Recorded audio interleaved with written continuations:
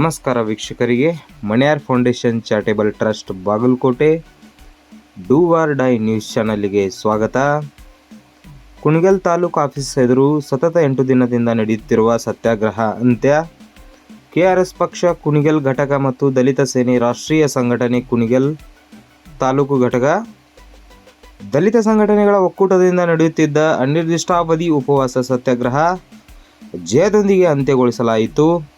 Survey number 257/7 ರ 5 ಗುಂಟೆ ಜಮೀನಿನ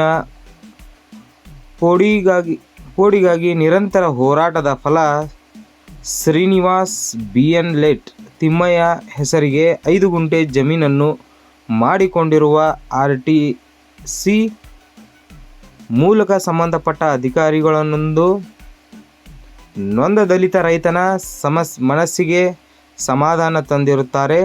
ಜೊತೆಗೆ ಸತ್ಯಾಗ್ರಹ ಅಂತ್ಯ ಮಾಡಲು ಮನವಿ ಮಾಡಿದ ಹಿನ್ನೆಲೆ ಕೆಆರ್ಎಸ್ ಕುಣಿಗಲ್ ತಾಲೂಕು ಅಧ್ಯಕ್ಷ ಚೆನ್ನಯ್ಯ, ಎಸ್ಸಿ ಘಟಕ ತಾಲೂಕು ಅಧ್ಯಕ್ಷ ಶ್ರೀನಿವಾಸ್, ಪದಾಧಿಕಾರಿ ಶ್ರೀನಿವಾಸ್ ಮೂರ್ತಿ, ದಲಿತ ಸೇನೆ ರಾಷ್ಟ್ರೀಯ ಸಂಘಟನೆ ಕುಣಿಗಲ್ ತಾಲೂಕು ಅಧ್ಯಕ್ಷ ವರದಿರಾಜು,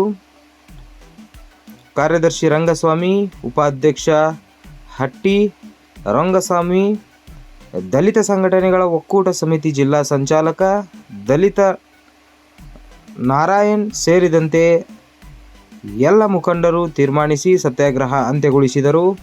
ಹಾಗೆಯೇ ಅಧಿಕಾರಿಗಳು ತಾರತಮ್ಯ ಮಾಡದೆ ದಲಿತ ರೈತರಿಗೆ ಸಹಕರಿಸಿ ಕಾರ್ಯನಿರ್ವಹಿಸಬೇಕು.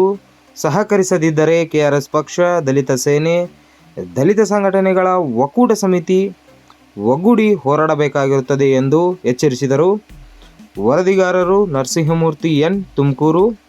ನಮಸ್ಕಾರ. ಬಂಧುಗಳೇ, ಏನು 15ನೇ ತಾರೀಕಿಂದ ನಿರಂತರವಾಗಿ ಅಹೋರಾತ್ರಿ ಧರಣಿ ನಡೀತಾ ಇತ್ತು ತಾಲೂಕು ಆಫೀಸ್ ಮುಂದೆ. ನಮ್ಮ ಯಡಿಯೂರು ಶ್ರೀನಿವಾಸು ಕೇವಲ ಎಡವಾಣಿ ಶ್ರೀನಿವಾಸು ಕೇವಲ 5 ಗುಂಟೆ ಜಮೀನು ಪೋಡಿಗೋಸ್ಕರ ನಿರಂತರವಾಗಿ ಹಗಲು ರಾತ್ರಿ ಏನದೆ ನಿರಂತರವಾಗಿ ಉಪವಾಸ ಸತ್ಯಾಗ್ರಹ ಮಾಡಿ ಕೆಆರ್ಎಸ್ ಪಕ್ಷದಿಂದ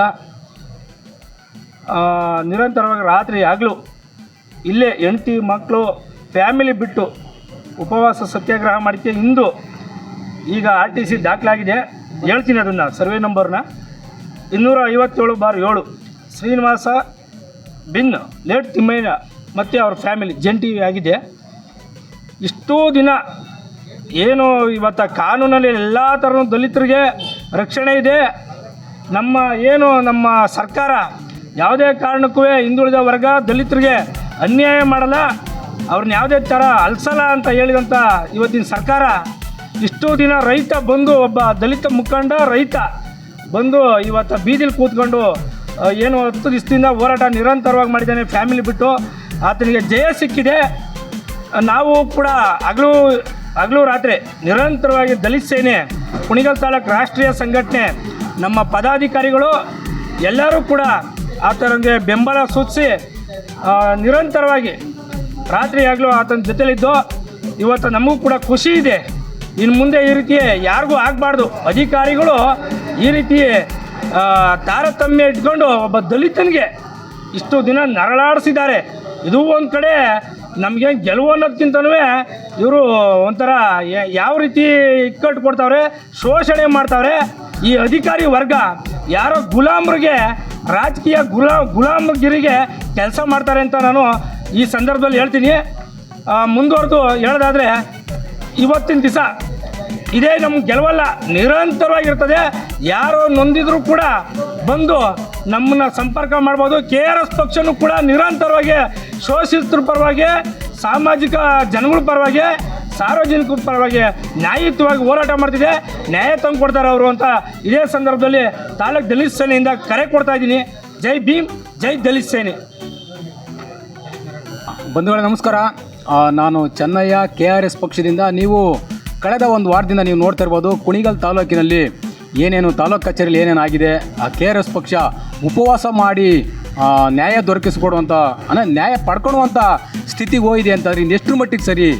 ಇನ್ನು ನಮ್ಗಳಿಗೆ ಹೋರಾಟಗಾರ ಮನಸ್ಥಿತಿಗೆ ಹೋರಾಟ ಮಾಡುವಂಥ ನಮ್ಗಳಿಗೆ ಈ ಥರ ಸ್ಥಿತಿ ಬಂದರೆ ಇನ್ನು ಜನಸಾಮಾನ್ಯರ ತಾಲೂಕಿನ ಜನಸಾಮಾನ್ಯ ಸ್ಥಿತಿ ಏನು ಅಂತ ಗಮನಿಸಬೇಕು ಅಧಿಕಾರಿಗಳು.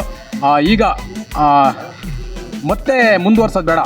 ಇವತ್ತ ಒಂದಷ್ಟು ವಿಚಾರ ಹೇಳಿದ್ದಾರೆ ಅಧಿಕಾರಿಗಳು, ಕೆಲಸ ಮಾಡಿಕೊಡ್ತೀವಿ, ಇನ್ನೊಂದು 2 ದಿನದಲ್ಲಿ ಬಗೆಹರಿತದೆ, ಒಂದಷ್ಟು ಡಾಕ್ಯುಮೆಂಟ್ಗಳ ಇನ್ನೆರಡು 3 ದಿನ ನಾವು ನಿಮಗೆ ಕಳಿಸ್ತೀವಿ, ಸತ್ಯಾಗ್ರಹನ ಎಂಡ್ ಮಾಡಿ ಅಂತ ಕೇಳ್ಕೊಂಡಿರೋ ಸಂದರ್ಭದಲ್ಲಿ ನಾವು ಇವತ್ತು ಈ ಸತ್ಯಾಗ್ರಹವನ್ನು ನಾವು ಕೊನೆಗೊಳಿಸ್ತಾ ಇದ್ದೀವಿ. ಯಾಕೆಂದರೆ ಅಧಿಕಾರಿಗಳ ಮೇಲೆ ಭರವಸೆ ಇಡಲೇಬೇಕು. ಭರವಸೆ ಇಟ್ಟು ಒಂದು ನಂಬಿಕೆ ಇಟ್ಟು ನಾವು ಈ ಸತ್ಯಾಗ್ರಹವನ್ನು ಕೊನೆಗೊಳಿಸ್ತಾ ಇದ್ದೀವಿ. ಮತ್ತು ಈ ಉಪವಾಸ ಸತ್ಯಾಗ್ರಹ ಏನು ಒಂದು ವಾರದಿಂದ ಸಹಕರಿಸಿದಂಥ ಸಾಕಷ್ಟು ಜನ, ಸಂಘ ಸಂಸ್ಥೆಗಳು, ಒಂದಷ್ಟು ಮುಖಂಡರು, ಎಲ್ರಿಗೂ ಒಬ್ಬೊಬ್ರು ಹೆಸರು ತಂಡ್ರೆ ಒಬ್ಬೊಬ್ಬರು ನೋವಾಗುತ್ತೆ. ಯಾಕಂದರೆ ಏನಪ್ಪ ನಾವೆಲ್ಲ ಬಂದ್ವಿ, ತಾಲೂಕಿನ ಜನತೆ ಸಾಕಷ್ಟು ಜನ ಬಂದರೂ ಸಹ ಇಲ್ಲಿ ಯಾರ್ದೋ ಒಂದೇ ಹೆಸರು 2 ಹೆಸರು ಮೆನ್ಷನ್ ಮಾಡ್ತಾರೆ ಅನ್ನೋದು ಬೇಡ. ಈ ಕಾರ್ಯಕ್ರಮಕ್ಕೆ, ಈ ಸತ್ಯಾಗ್ರಹ ಕಾರ್ಯಕ್ರಮಕ್ಕೆ ಯಾರ್ಯಾರು ಭಾಗವಹಿಸಿರಿ, ದಲಿತ ಮುಖಂಡರು ಮತ್ತು ಅನೇಕ ಸಂಘ ಸಂಸ್ಥೆ ಮುಖಂಡರಿಗೆ ನಾನು ಈ ವಿಡಿಯೋ ಮುಖಾಂತರ ಧನ್ಯವಾದ ಹೇಳ್ತಾ ಇದ್ದೀನಿ. ಮತ್ತು ಇನ್ನೊಂದು ವಿಚಾರ ಹೇಳಲೇಬೇಕು, ಮುಂದುವರಿದರೆ ಇದೇ ಥರ ಏನಾದರೂ ತಾಲೂಕು ಕಚೇರಿ ಅಧಿಕಾರಿಗಳು ಏನಾದರೂ ಇದೇ ಥರ ಏನಾದ್ರು ಮುಂದುವರಿಸಿದ್ರೆ ಖಂಡಿತವಾಗಿ ನಾವು ಮುಂದಿನ ದಿನಗಳಲ್ಲಿ ಉಗ್ರವಾಗಿ ಹೋರಾಟ ಮಾಡ್ತೀವಿ ಅಂತ ಹೇಳ್ತಾ ಈ ಮುಖಾಂತರ ಹೇಳೋಕ್ಕೆ ಇಷ್ಟಪಡ್ತಾ ಇದ್ದೀನಿ. ಜನಸಾಮಾನ್ಯರು ಏನೇ ಸಮಸ್ಯೆ ಅನುಭವಿಸ್ತಿದ್ರೆ KRS ಪಕ್ಷದನ್ನು ಸಂಪರ್ಕಿಸಿ. ನಮಸ್ಕಾರ.